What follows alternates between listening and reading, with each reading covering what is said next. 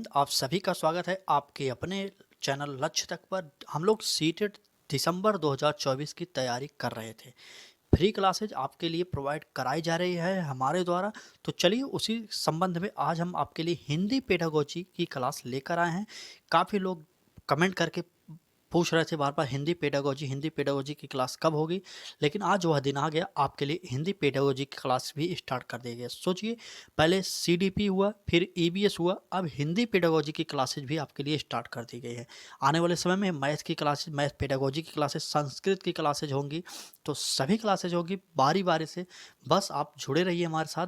अगर अभी तक आपने हमारे चैनल पर विजिट नहीं किया तो एक बार विजिट करिए और एक बार रोजाना दोपहर 1 बजे जुड़ने के लिए अपने समय को सेट कर लीजिए, क्योंकि यहाँ पर आपको निःशुल्क क्लासेज प्रोवाइड कराई जाती है। तो चलिए क्लास को स्टार्ट करते हैं। फ्री में तैयारी कराएंगे आपको, एक पैसा भी कभी नहीं लिया जाएगा हमारे चैनल के माध्यम से। तो चलिए क्लास का पहला प्रश्न देखते हैं हमारा क्या होगा।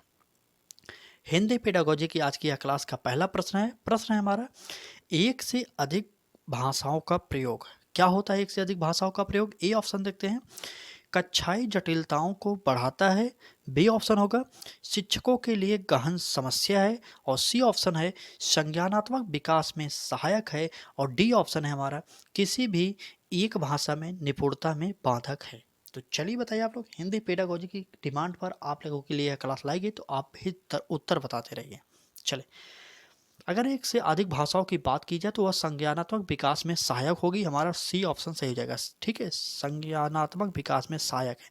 यह ऑप्शन क्यों सही हुआ, ये ट्रिक देखिए। यहाँ पर ए ऑप्शन में क्या कहा गया था, कक्षाई जटिलताओं को बढ़ाता है। जी नहीं, जटिलताओं को बढ़ाता नहीं, क्योंकि यह बच्चों को अधिक से अधिक सीखने में सहायता प्रदान करता है। ठीक है, बी ऑप्शन की बात करें, शिक्षकों के लिए गहन समस्या। क्यों शिक्षक के लिए गहन समस्या नहीं होगी? क्योंकि यहाँ पर छात्रों के बारे में बात की गई, शिक्षक के लिए समस्या नहीं हो सकती। और सी डी ऑप्शन जो था, एक भाषा में निपुणता में बाधक है, तो इसलिए बाधक रखते ही अभी गलत हो जाएगा। तो इस प्रकार से हमारा इस प्रश्न का जो उत्तर होगा, संज्ञानात्मक विकास में सहायक है। यही सी ऑप्शन हमारा जो था पॉजिटिव था, इसलिए हमारा यह सही हो जाएगा। आगे बढ़ते हैं, अगला प्रश्न देखते हैं। आपके लिए कौन सा प्रश्न है अगला? चले, अगला प्रश्न होगा हमारा, कम समय में अधिक प्रश्नों की प्रैक्टिस सेट आपको कराएंगे। यकीन करिए, एक बार पूरी क्लास को देखिए और जुड़े रहिए हमारे साथ, क्योंकि इस प्रकार की क्लासेज आपको यूट्यूब पर कहीं नहीं मिलने वाली। ठीक है, चलिए अगला प्रश्न देखते हैं। दृष्टिबाधित बच्चों को भाषा सिखाते समय, आपसे कहा जा रहा है जो दृष्टिबाधित है, जो देख कम पाते हैं, उनके लिए आप जो भाषा सिखा रहे हैं, तो आप क्या करेंगे?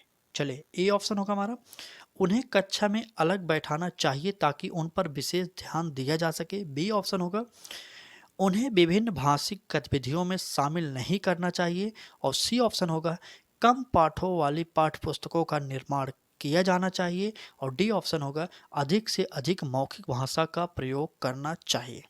चलिए उत्तर बताइए आप लोग।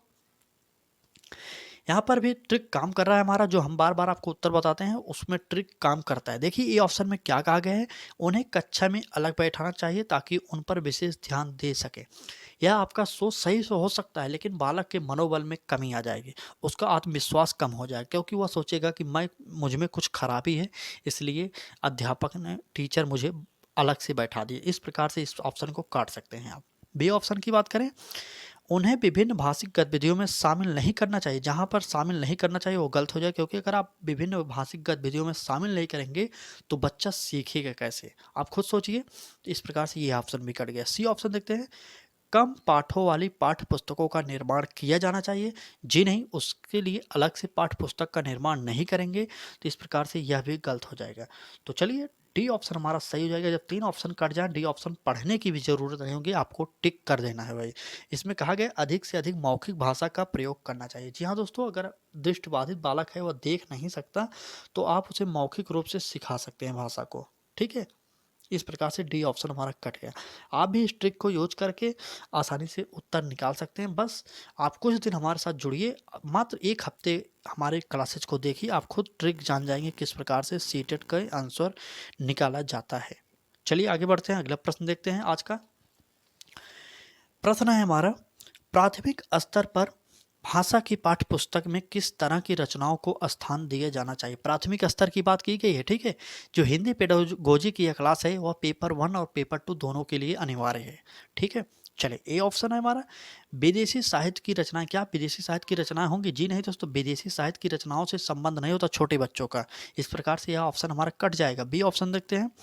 ऐसी रचनाएं जो बच्चों के परिवेश से जुड़ी हों और जिसमें भाषा की अलग अलग छटाएं हों। यह सही हो सकता है क्योंकि यहाँ पर परिवेश की बात की गई, बच्चे की परिवेश की बात की गई। यह सही हो सकता है, लेकिन हमें चारों ऑप्शन पढ़ना पड़ेगा। सी ऑप्शन देते हैं। जो प्रत्यक्ष रूप से मूल्य पर आधारित, बिल्कुल नहीं, छोटे बच्चे मूल्य की कोई मतलब नहीं होता, केवल कहानियों पर और कविताओं पर जी मतलब नहीं होता। इससे हमारा जो ऑप्शन होगा वह बी हो जाएगा, ठीक है। बी ऑप्शन सही हो जाएगा, बी ऑप्शन सही हो जाएगा, ठीक है। चलें, बी ऑप्शन। ऐसी रचना जो बच्चों के परिवेश से जुड़ी हों और उस जिसमें भाषा की अलग अलग छटाएं हों। बी ऑप्शन सही हो जाएगा। आगे बढ़ते हैं, अगला प्रश्न देखते हैं। अगला प्रश्न, चलें, अगला प्रश्न होगा हमारा, बच्चों की मौखिक अभिव्यक्ति का विकास करने के लिए सबसे कम प्रभावी तरीका कौन सा है? मौखिक की बात की गई, मौखिक अभिव्यक्ति की बात, ठीक है। ए ऑप्शन देखते हैं। व्याकरण आधारित संरचना अभ्यास, बी ऑप्शन अपने अनुभवों का वर्णन, सी ऑप्शन बातचीत करना और डी ऑप्शन संवाद अदायगी। चलिए उत्तर बताते रहिए आप लोग। चलिए, अगर बात करें मौखिक अभिव्यक्ति का विकास किस प्रकार से हो सकता है, तो क्या करते हैं, चलिए बताइए। चलिए चलिए जल्दी उत्तर बताइए तो। चलिए, सबसे कम प्रभावी तरीकों की बात की गई, सबसे कम, याद करिएगा, सबसे कम मतलब निगेटिव शब्द जो होगा वही हमें चुनना होगा। तो अपने अनुभव का वर्णन या पॉजिटिव शब्द कट गया। बातचीत से मौखिक अभिव्यक्ति का विकास होगा, यह भी सही था, इसलिए यह भी कट जाएगा। संवाद अदायगी मतलब फिर वही की बात की, यह भी कट जाएगा, सही था। इस प्रकार से हमारा ए ऑप्शन गलत था। ए ऑप्शन जो गलत था वही सही हो जाएगा। यहाँ पर बात की गई है व्याकरणिक आधारित संरचना अभ्यास, यह गलत हो जाएगा। व्याकरण आधारित संरचना अभ्यास, छोटे बच्चों से व्याकरण का कोई लेना देना नहीं होता। इस प्रकार से इस ऑप्शन को हम सही करेंगे क्योंकि यहाँ पर सबसे कम प्रभावी तरीका की बात की गई, तो हमारा ए ऑप्शन सही हो जाएगा। चलिए, ए ऑप्शन सही हो जाएगा। क्लास कैसी लग रही है? क्लास अच्छी लग रही है तो लाइक करिए, वीडियो को अधिक से अधिक तक शेयर करिए और चैनल पर अभी पहली बार आए हैं तो सब्सक्राइब कर लीजिए। मात्र एक हफ्ते के लिए आप सब्सक्राइब कर लीजिए। एक हफ्ते हमारी क्लासेज रोजाना दोपहर 1 बजे में देखिए। हम छोटी क्लासेज के जरिए आपको अधिक से अधिक मैटर प्रोवाइड करने की कोशिश कर रहे हैं। बाकी महामैराथन की क्लासेज हर संडे को होती है, आप जुड़ सकते हैं। अभी आपके पास समय है, आप मतलब कम से कम समय में अधिक से अधिक पाना चाहते हैं तो आप हमारे साथ जुड़ सकते हैं, ठीक है। अपने मित्रों तक शेयर जरूर करते रहिए इस क्लास को। आगे बढ़ते हैं, अगला प्रश्न देखते हैं। खुद सीटेट पास हूँ तब आपको पढ़ा रहा हूँ यार, ऐसे नहीं कि हम वैसे ही पढ़ा रहे हैं। यूपी टेट, सीटेट, रीट जैसी परीक्षाओं को खुद पास किया हूँ और 2 सालों से, पिछले 2 सालों से हम आपकी तैयारी करवा रहे हैं। आप देख सकते हैं हमारे चैनल पर जाकर, जुलाई की तैयारी हमने कराई थी, अब जाके दिसंबर की तैयारी भी आपको करा रहे हैं, ठीक है। आपको 1 तारीख को पेपर देना है, दिसंबर 2024, 1 दिसंबर को पेपर है आपका। डेट आप नहीं जानते तो नोट कर लीजिए, कहीं पर लिख लीजिए कि हमें 1 तारीख को पेपर देना है, उतने के अंदर हमें तैयारी कर लेनी है, उतने के अंदर, ठीक है। आगे बढ़ते हैं, अगला प्रश्न देखते हैं। निम्नलिखित में से कौन सा द्वितीय भाषा शिक्षण का उद्देश्य नहीं है? यहाँ पर उद्देश्य नहीं है, निगेटिव शब्द फिर यहाँ पर चुनना है, ठीक है। चले, फिर यहाँ पर निगेटिव शब्द को चुनना है। ए ऑप्शन देखते हैं। विभिन्न क्षेत्रों स्थितियों में हिंदी की विभिन्न प्रयुक्तियों को समझने की योग्यता का विकास, बी ऑप्शन होगा हिंदी के व्याकरण के नियमों को कंठस्थ करना, सी ऑप्शन होगा दैनिक जीवन में हिंदी में समझने तथा बोलने की क्षमता का विकास और डी ऑप्शन होगा हमारा बोलने की क्षमता के अनुरूप लिखने की क्षमता का विकास, ठीक है। चलिए आगे बढ़ते हैं, क्या होगा उत्तर बताइए। चलिए उत्तर बताइए। तो इस प्रश्न का जो उत्तर सही होगा वह हो जाएगा हिंदी के व्याकरणिक नियमों को कंठस्थ करना। जो कंठस्थ करते ही यहाँ पर गलत हो जाएगा, ठीक है। क्यों? क्योंकि यहाँ पर कंठस्थ मतलब याद करने की बात की, बालक को समझना है, याद नहीं करना है, कंठस्थ नहीं करना है। ये सब निगेटिव शब्द होते हैं। कंठस्थ करना, स्मरण करना, याद करना, एक ही शब्द थोड़ा चेंज करके बनाया गया है, इसलिए यह ऑप्शन हमारा बी सही हो जाएगा। क्योंकि यहाँ पर हमारा निगेटिव शब्द चुनना था तो हमारा बी ऑप्शन जो था वह निगेटिव शब्द था, ठीक है। चलिए आगे बढ़ते हैं, अगले प्रश्न को देखते हैं हम लोग। अगला प्रश्न है हमारा, भाषा सीखने के लिए कौन सा कारक सर्वाधिक महत्वपूर्ण है? आपसे कहा जा रहा है भाषा सीखने के लिए कौन सा कारक सर्वाधिक महत्वपूर्ण है। ए ऑप्शन देखिए, भाषा के व्याकरणिक नियम, बी ऑप्शन होगा पाठ पर आधारित प्रश्नोत्तर, सी ऑप्शन होगा भाषा के पाठ्यपुस्तक और डी ऑप्शन होगा समृद्ध भाषिक परिवेश। चलिए उत्तर बताइए आप लोग। चलिए भाषा सीखने के लिए अगर बात करें सर्वाधिक उपयुक्त या महत्वपूर्ण कौन सा होगा, तो समृद्ध भाषिक वातावरण जो होगा वह सबसे बेस्ट आंसर हो जाएगा। ठीक है, भाषा कोश की जानकारी के बिना भाषा समृद्ध कदापि नहीं हो सकती, आपको पता होना चाहिए। तो इस प्रकार से हमारा उत्तर जो होगा वह डी हो जाएगा, डी हो जाएगा। अगर आप हमारे साथ जुड़ेंगे, जो प्रैक्टिस सेट हम आपको करा रहे हैं वह कर रहे हैं, आप प्रीवियस ईयर देखने की ज़रूरत आपको नहीं पड़ेगी, क्योंकि हम प्रैक्टिस सेट के अंदर कुछ प्रश्नों को प्रीवियस ईयर वाले प्रश्नों को उठाकर रख देते हैं, कुछ नए प्रश्न लाते हैं, कुछ पुराने प्रश्न लाते हैं। मतलब हर तरीके के प्रश्नों को आपके समक्ष प्रस्तुत करना चाहते हैं हम और करते भी हैं। तो आप तैयारी करते रहिए, बस रोज़ाना क्लास को देखिए। मात्र 1 हफ्ते के लिए टाइम दीजिए हमारे चैनल पर, और हम ज़्यादा समय नहीं ले रहे हैं। 1 हफ्ते, 1 दिन में आप ना समझ पाए, 2 दिन में समझ पाए, तीसरे दिन तो आप पक्का समझ जाएंगे। आप रेगुलर क्लासेस देखिए, हमारी दोपहर 1 बजे में क्लासेस आपके लिए प्रोवाइड की जा रही है। सभी टॉपिक वाइज प्रैक्टिस सेट भी कराएंगे, सभी सब्जेक्टों की कराएंगे, बस आप जुड़े रहिए। कुछ दिन बाद हम स्टार्ट कर रहे हैं, धीरे धीरे कर रहे हैं ना। सीडीपी करा रहे हैं, ईवीएस भी करा रहे हैं, हिंदी भी करा रहे हैं। अब बच्चे कुछ सब्जेक्ट वह भी हम करा देंगे, लेकिन आप जुड़ेंगे तभी तो आप तैयारी कर पाएंगे। चलिए आगे बढ़ते हैं। हिंदी भाषा का मूल्यांकन करते समय आप सबसे ज़्यादा किसे महत्व देंगे? आपसे कहा जा रहा है हिंदी भाषा का अगर आप मूल्यांकन करेंगे तो सबसे ज़्यादा महत्व किसे देंगे? ए ऑप्शन की बात करें, सीखने की क्षमता का आकलन, बी ऑप्शन होगा काव्य सौंदर्य, सी ऑप्शन होगा निबंध लिखने की योग्यता और डी ऑप्शन होगा व्याकरण के नियम। तो चलिए बताइए उत्तर क्या हो जाएगा। चलें, हिंदी भाषा का मूल्यांकन करते समय आप सबसे ज़्यादा महत्व किसे देंगे? तो सीखने की क्षमता का आकलन करेंगे। ठीक है, ए ऑप्शन सही हो जाएगा। अगर हम सीखने की क्षमता का आकलन नहीं करेंगे तो हम यार समझ कैसे पाएंगे कि बालक कितना सीख रहा है, कितना नहीं सीख रहा है। यहाँ पर काव्य सौंदर्य की बात की गई, बालक से काव्य सौंदर्य का कोई लेना देना नहीं। निबंध लिखने की योग्यता बालक में नहीं होती, व्याकरण के नियम बालक सीखेगा नहीं, छोटा बच्चा। इस प्रकार से हमारा ए ऑप्शन सही हो जाएगा। 3 ऑप्शन को काट दिए, ए ऑप्शन टिक कर दीजिए, जो बचा हो चौथा ऑप्शन उसे टिक करिए। अगर आपके अंदर जब जिस दिन इतना कॉन्फिडेंस आ जाए कि 3 ऑप्शन हमने काट दिया तो चौथा ऑप्शन सही हो जाएगा। अगर 3 ऑप्शन आप काटना सीख लिए तो आपको पास होने से कोई नहीं रोक सकता।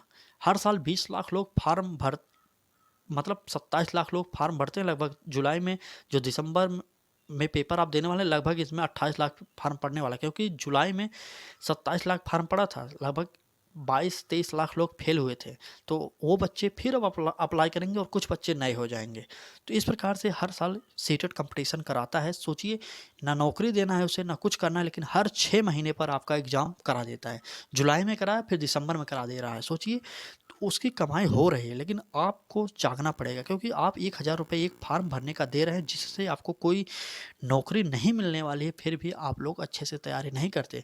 अब तो इसकी वैलिडिटी जो थी लाइफ टाइम के लिए हो गई ना, आप अच्छे से पढ़ सकते हैं, एक बार पास करिए, लाइफ टाइम के लिए उसे बचा कर रख सकते हैं।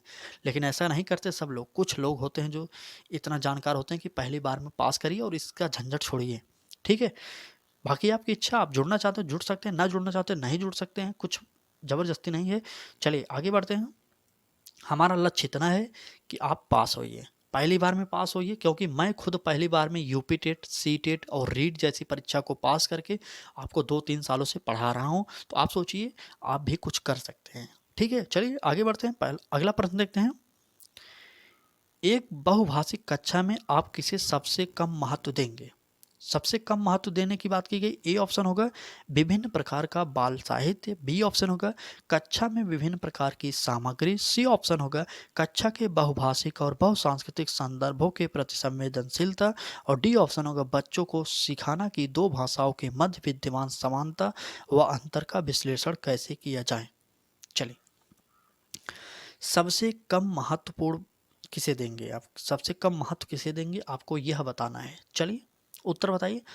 तो चलिए इसका उत्तर हम डायरेक्ट आपको बता दे रहे हैं कि डी ऑप्शन हमारा सही हो जाएगा। डी ऑप्शन में कहा गया है बच्चों को सिखाना कि दो भाषाओं के मध्य विद्यमान समानता व अंतर का विश्लेषण कैसे किया जाए। यह सबसे कम महत्वपूर्ण है, क्योंकि अब बच्चों को सिखा रहे हैं दो भाषाओं के मध्य अंतर किया जाए। छोटे बच्चों को इनसे क्या लेना है, थोड़ा बड़ा हो जाए तब आप सिखा सकते हैं ना। तो इस प्रकार से यह डी ऑप्शन हमारा प्रश्न के अकॉर्डिंग सही हो जाएगा। अगर क्लास अच्छी लग रही हो तो हाथ जोड़ के निवेदन करना चाहेंगे, अपने मित्रों तक शेयर जरूर करिए। आपकी एक लाइक और एक शेयर और एक सब्सक्राइब करने से आपका कुछ नहीं जाएगा, ना तो आपके खाते से पैसा कटेगा, ना तो आपका रिचार्ज का ज़्यादा डाटा खत्म होगा। फिर भी आप अगर इतना कर दे रहे हैं, लाइक शेयर और सब्सक्राइब कर दे रहे हैं, तो हमारा थोड़ा मनोबल बढ़ जाता है और हम आपके लिए कुछ बेहतर करने की और इच्छा हमारे अंदर आती है और हम बेहतर करते भी हैं। बस उम्मीद करते हैं आप लोग अच्छे से तैयारी करते रहिए और लाइक शेयर सब्सक्राइब कर दीजिएगा। चलिए आगे बढ़ते हैं, अगला प्रश्न देखते हैं। अगला प्रश्न है हमारा, देखिए प्रश्न है, भाषा की पाठ्य पुस्तक का निर्माण करते समय सबसे कम महत्वपूर्ण बिंदु है। आपसे कहा जा रहा है भाषा की पाठ्य पुस्तक का निर्माण करते समय सबसे कम महत्वपूर्ण बिंदु क्या होगा। ए ऑप्शन अभ्यासों में वैविध्य, बी ऑप्शन पाठों की संख्या, सी ऑप्शन विषय वस्तु में वैविध्य और डी ऑप्शन भाषा की विभिन्न छटाएं। तो चलिए सबसे कम महत्वपूर्ण की बात की गई है, तो बताइए। चलिए तो यहाँ पर देखिए भाषा की विभिन्न छटाएं। जी हाँ दोस्तों, कई प्रकार की भाषाएं होंगी तो बालक आसानी से कई भाषाओं को सीख सकता है, कई कौशलों को सीख सकता है। यह सही हो जाएगा, इसलिए हमारा यह गलत हो जाएगा क्योंकि हमें नेगेटिव शब्द को चुनना है। सी ऑप्शन की बात करें, विषय वस्तु पर वैविध्य। जी हाँ दोस्तों, विषय में कई प्रकार की विविधता होनी चाहिए। जो बच्चा हिंदी नहीं पढ़ना चाहता वो इंग्लिश पढ़ सके, इंग्लिश न पढ़ना चाहता हो मैथ पढ़ सके, मैथ न पढ़ना चाहो पढ़ाई न करना चाहता हो स्पोर्ट खेल सके, संगीत कर सके। ये सभी की विविधता होनी चाहिए और अभ्यासों में भी विविधता होनी चाहिए। यह भी सही था, इसलिए ये कट गए। तो पाठों की संख्या से छोटे बच्चों के सिलेबस का कोई आधार नहीं होता, तो इस प्रकार से हमारा बी ऑप्शन सही हो जाएगा। चलिए चलिए आगे बढ़ें, आगे बढ़ें। चलिए आपको समझ में तो आ रहा है ना जो हम बता रहे हैं, जो हम पढ़ा रहे हैं। अगर ना समझ में आता हो बताइएगा, कमेंट के जरूर करिएगा। हम थोड़ा और स्पीड अपनी धीमे करेंगे, थोड़ा कम प्रश्नों की संख्या करेंगे, आपको आसानी से एक प्रश्न को 2 से 3 मिनट समझाएंगे। ठीक है, छोटे बच्चों की तरह, बस आप पढ़िए। चलिए आगे बढ़ते हैं, आज का अंतिम प्रश्न देखेंगे। बहुत ही महत्वपूर्ण प्रश्न है, यह प्रश्न आया हुआ प्रश्न है पिछले परीक्षा में। प्रश्न है हमारा बहुभाषिकता। बहुभाषिकता के बारे में बात की जा रही है, तो ए ऑप्शन देखिए, भाषाई समृद्धि को खतरे में डालती है। बी ऑप्शन होगा भाषा सीखने में बाधा उत्पन्न करती है। सी ऑप्शन भाषा सीखने में एक महत्वपूर्ण संसाधन है और डी ऑप्शन भाषा सीखने में बहुत बड़ी बाधा है। तो चलिए, हमने आपसे पहले बताया जहाँ पर भी बहुभाषिकता को खतरा बताया जाए गलत हो जाएगा, बाधा उत्पन्न करे वह भी गलत हो जाएगा, सीखने में बहुत बड़ी बाधा है वह भी गलत हो जाएगा। तो उत्तर क्या सही हो जाएगा, उत्तर सही हो जाएगा सी ऑप्शन हमारा सही हो जाएगा, भाषा सीखने में एक महत्वपूर्ण संसाधन है। ठीक है, चलिए आज की क्लास कैसी लगी आप लोगों को बताना है कमेंट करके। एक प्रश्न आपके लिए और है स्पेशली, चलो यह भी देख लेते हैं। एक प्रश्न यह भी देखते हैं क्या होगा हमारा। आखिरी प्रश्न यह है, भाषा ए ऑप्शन होगा क्या होगा, भाषा किसे कहते हैं आप यह समझ सकते हैं। ए ऑप्शन विद्यालय में ही सीखी जाती है। क्या भाषा विद्यालय में ही सीखी जाती है? जी नहीं दोस्तों, विद्यालय में नहीं, कहीं पर भी भाषा सीखी जा सकती है। अपने परिवेश में, अपने समाज में कहीं पर भी भाषा सीखी जा सकती है। इस प्रकार से ये ऑप्शन कट जाएगा। बी ऑप्शन की बात करें, यह एक नियमबद्ध व्यवस्था है। क्या यह एक नियमबद्ध व्यवस्था है? चलिए आगे देखते हैं, यह हो सकता है सही ऑप्शन। सी ऑप्शन देखते हैं, सदैव व्याकरण के नियमों का ही अनुगमन करती है भाषा। तो नहीं, छोटे बच्चे भाषा तो जान जाते हैं लेकिन वो व्याकरण नहीं समझते, इस प्रकार से ये ऑप्शन कट जाएगा। और डी ऑप्शन की बात करें, नियमों की जानकारी से ही निकलते। जी नहीं, छोटे बच्चे नियम नहीं जानेंगे। छोटे बच्चे तो आपका जो हाव भाव होगा, मतलब आप जो बोल रहे हैं उससे धीरे धीरे उनके उनके अंदर भाषा का विकास हो जाएगा। तो इनसे कोई मतलब नहीं। हमारा जो ऑप्शन सही होगा वह होगा बी ऑप्शन सही हो जाएगा। चलिए बी ऑप्शन सही हो जाएगा, भाषा एक नियमबद्ध व्यवस्था है। ठीक है, भाषा एक नियमबद्ध व्यवस्था है। आपको आज की क्लास कैसी लगी कमेंट करके जरूर बताना। अगर चैनल पर पहली बार आए, अभी तक आपने सब्सक्राइब नहीं किया, तो निवेदन करेंगे आप सब्सक्राइब करिए, लक्ष्य तक को सब्सक्राइब करिए और बेल आइकन को जरूर ऑन करिए। घंटी अगर आप ऑन नहीं करेंगे तो आपके पास यूट्यूब नोटिफिकेशन नहीं भेजेगा। ठीक है, अगर आप अपने लक्ष्य को पाना चाहते हैं तो आप हमारे चैनल लक्ष्य तक से जरूर जुड़िए, क्योंकि लक्ष्य तक से जुड़ने के बाद ही आप लक्ष्य को प्राप्त कर सकते हैं। ठीक है, चलिए आज की वीडियो कैसी लगी, आज की क्लास शेयर जरूर करिएगा अपने मित्रों तक, कमेंट करके जरूर बताना यह क्लास कैसी लगी। आज के लिए बस इतना ही, कल फिर मिलेंगे एक नए क्लास के साथ दोपहर 1 बजे में। तब तक के लिए धन्यवाद।